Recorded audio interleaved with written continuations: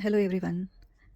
आज first time मैं कुछ एनर्जी अपडेट देना चाहती हूँ। इसके पहले मैंने कभी कोई किसी भी चीज़ के बारे में, किसी भी सिचुएशन के बारे में कलेक्टिव एनर्जी पोस्ट नहीं की है।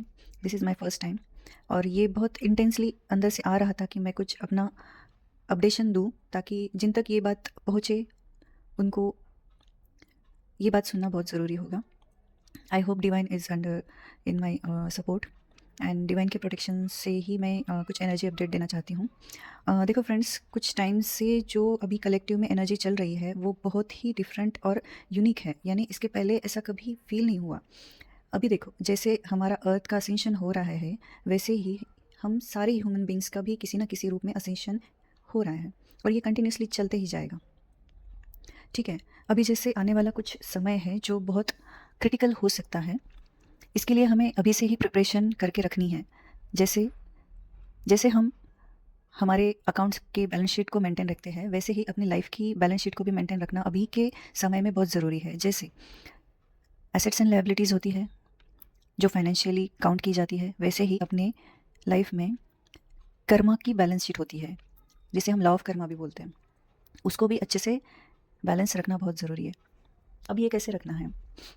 अगर किसी ने अच्छा कर्म किया हुआ तो वो एसेट में आएगा। अगर किसी ने कुछ गलत किया होगा, जाने अनजाने में उनसे कुछ घटित हुआ होगा, वो लायबिलिटी में आएगी कि मतलब इसका भुगतान उनको करना पड़ेगा।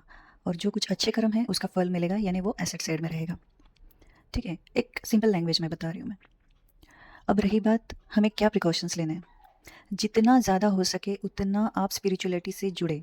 मेरी ये हम्बल रिक्वेस्ट है, जो भी ये बात सुन रहा है, जिन तक ये वीडियो पहुंचा है, प्लीज़ स्पिरिचुअल लाइफ को अपने अंदर इन्वॉल्व कीजिए। अभी के समय में जितना हो सके उतना स्पिरिचुअल रहने की कोशिश कीजिए। उतना जितना सात्विक रह पाओगे, जितना ओरिजिनल आप रह पाओगे, उतना ही आपके लिए अच्छा होगा, उतनी ही एसेट साइड आपकी बढ़ती जाएगी। आपके कर्म अच्छे रखिए।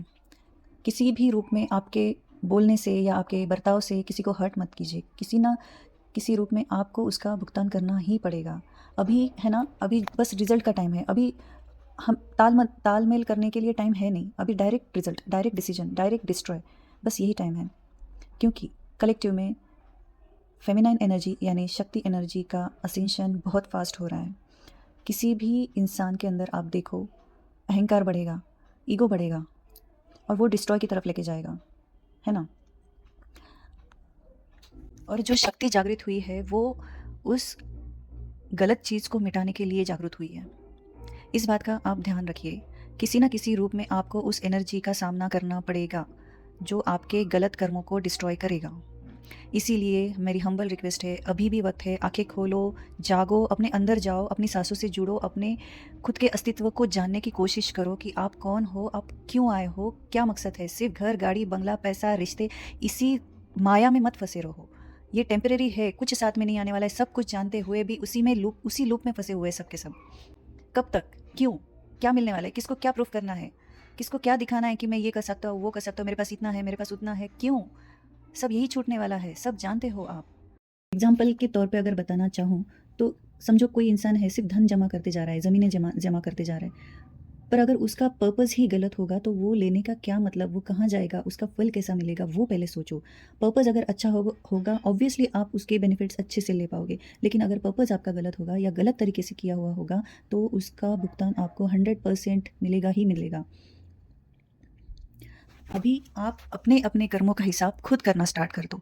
देखो, अपने अंदर जाओ, क्या क्या चीज़ें मुझसे अच्छी हुई है, क्या क्या चीज़ें मुझे गलत की हुई है मैंने, उसको आप अच्छे से लिखो, उसको स्टडी करो, वो क्यों हुआ, माफ़ी मांगो, फॉरगिव करो। अपने अपने साथ काम करो, खुद के साथ, खुद के इनर सेल्फ के साथ काम करो।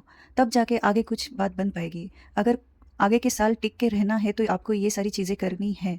अगर ऊपर वाले का अगर रिजल्ट का टाइम आया ना, तो फिर आपके हाथ में कुछ नहीं बचने वाला। सब कुछ डिस्ट्रॉय होगा, सब कुछ। जिस चीज़ में आप अटके हो, जिस चीज़ में आप अटैचमेंट से जुड़े हुए हो, छोड़ नहीं पा रहे हो, वो सब कुछ छीना जाएगा आपसे। और ये सब करते करते आपकी जो एनर्जी, आपका जो टाइम वेस्ट हो रहा है, वो वापस नहीं आने वाला। यही टाइम अगर अच्छे कर्मों में अगर यूटिलाइज कर पाओगे तो ही आपका कुछ आगे सेफ रह पाओगे आप। अभी भी वक्त है, सुधर जाओ, उठ जाओ, जहाँ हो वहाँ से खुद को देखो। क्या यही करने आए थे आप ऊपर से नीचे? या कुछ और? कौन सी डिज़ायर है, कौन सी अपेक्षा है जो आप अधूरी रही है? छोड़ दो, सब कुछ लेट गो हो जाने दो, सरेंडर करो खुद को। अभी इस वक्त सरेंडर करना ही इम्पॉर्टेंट है। जितना आप सरेंडर मोड में रहोगे उतना आप अपने अंदर झांकने में सफल रहोगे। जैसे महाभारत में दो अलग अलग पक्ष थे, कौरव और पांडव, धर्म और अधर्म। जिन्होंने अधर्म का चुनाव किया उनका डिस्ट्रॉय हुआ, और जिन्होंने धर्म के मार्ग पे चलने का ठाना उनकी जीत हुई है। अब आप सोचो कि आप जो जी रहे हो वो धर्म के मार्ग में चल रहा है या अधर्म के मार्ग पे। कुछ ना कुछ होगा जो अच्छाई की तरफ जा रहा होगा, कुछ ना कुछ होगा जो आपसे गलत हो रहा होगा। देखो, स्टडी करो खुद की लाइफ को। जिस चीज़ के लिए आप दिन रात मेहनत कर रहे हो, जिस चीज़ के लिए आप मशीन की तरह काम कर रहे हो, दिन रात इधर उधर भाग रहे हो, वो किस और जा रहा है? उसका मकसद क्या है? उसका पर्पज़ क्या निकल रहा है? ये तो पहले सोचो, फिर आप मेहनत करो। अगर अच्छा पर्पज़ निकल रहा होगा तो दुगनी मेहनत करो। अगर वो गलत मार्ग पे जा रहा होता तो आपकी मेहनत वेस्ट जाएगी, उसका कोई फल नहीं मिलेगा आपको। मेरी बात को समझो, मुझे क्या कहना है। धन दौलत ज़मीनें कलेक्शन, इनका कलेक्शन करने से अच्छा अच्छे कर्मों का कलेक्शन करो, वही आपको मुक्ति की ओर लेके जाएगा। अगर अभी भी आप आंखें बंद करके जी रहे हो तो गलती आपकी है। वक्त आपको सिखाने के लिए ऑलरेडी मौजूद है, लेकिन आप सीखने के लिए रेडी नहीं हो। इसमें वक्त का कोई दोष नहीं है, आप वक्त को दोष नहीं दे पाओगे। और आने वाले कुछ समय में जो कुछ भी होगा उसके ज़िम्मेदार आप खुद होगे। इसलिए फिर से रिपीट कर रही हूँ, अपने लाइफ में से ईगो, डिज़ायर्स, अटैचमेंट, इन सारी लोअर एनर्जीज़ को फटाफट से रिमूव कीजिए और जितना जल्दी हो सके अपने अच्छे कर्मों की साइड बढ़ाइए, अपनी एसेट साइड बढ़ाइए और मुक्ति की ओर बढ़िए। Thank you.